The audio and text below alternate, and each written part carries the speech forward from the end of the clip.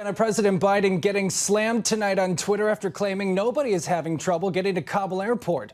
The Pentagon confirmed only 2 flights have taken off after a backlog of refugees grounded planes for about 8 hours. Now the evacuation mission has resumed as thousands of people wait to be rescued in Afghanistan. A major question tonight: when might the chaos ease? There seems to be no sign, with ongoing scenes of soldiers trying to contain crowds rushing to the airports, now their only hope of escaping Afghanistan as neighboring countries close their borders. I've been stuck here for the past 2 days. I'm trying to get in. I went to the Americans. They pushed me out. Women and children scream for U.S. NATO soldiers to let them in. Watch this heartbreaking footage of parents pleading for soldiers to save their child.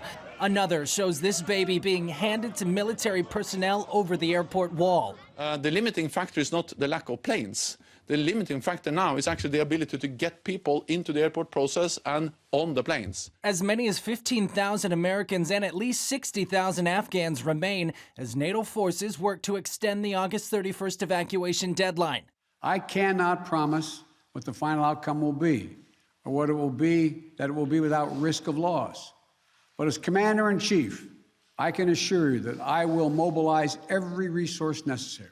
The White House says 3,000 people have been evacuated from Kabul on Thursday. We've got additional consular officers now at these additional gates, with additional troops helping the consular officers. NATO keeping communications open with the Taliban, hoping to preserve some semblance of safety as the country collapses. Some military personnel fear the Taliban will use Afghanistan as a major training ground for terrorists. The minute that Biden declared his withdrawal, the Taliban immediately declared victory before anything else happened. And that was echoed by jihadists all around the world. Islamic extremists seen here on Twitter flaunting a treasure trove of guns left behind by Afghan and American soldiers.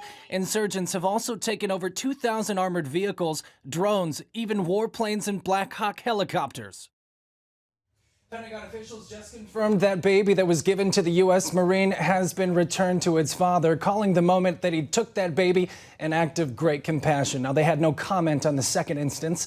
Meantime, the underground church there says the Taliban is terrorizing the streets. Not only are they threatening refugees, they're going door to door, taking women and children as sex slaves. One of their biggest targets now, Christians.